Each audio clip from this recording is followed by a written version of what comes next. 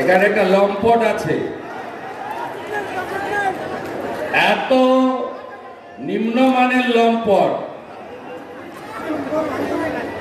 নিজের বাবাকেও কিছুদিন আগে দেখবেন চোর বলেছে পিসি ভাইপোর অবহেলন করতে করতে।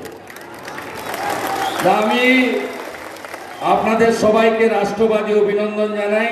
এখানকার উদয়ন গুহ কোথায়? আপনি আপনার লেকচার আমি শুনেছি, আপনি বলেছেন না বিরোধী দলনেতার দিনহাটা এলে নাকি বেঁধে রাখবেন।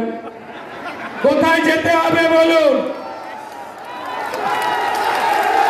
আপনি যদি কমল গুহবাবুর সুপুত্র হয়ে থাকেন, দড়িটা আনুন, আমি যাচ্ছি, সিকিউরিটি ছাড়াই যাচ্ছি।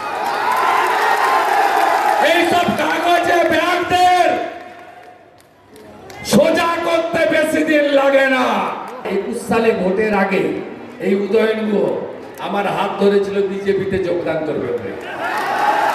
কোথায় বলে দিচ্ছি, 2021 ফেব্রুয়ারি মাস বিদায়ী সাংসদ সুনীল মণ্ডলের সল্টলেকের সরকারি ফ্ল্যাটে বলে দিয়ে গেলাম, অস্বীকার করতে পারেন না, আমি কথা দিয়ে গেলাম উদয়ন গুহ আর বিশু এই দুজনের জন্য বিজেপির দরজা চিরদিনের জন্য বন্ধ থাকবে। ওকে ও পরিষ্কার দেখা যাচ্ছে যে খবরের কাগজে মুড়ে টাকা নিচ্ছে।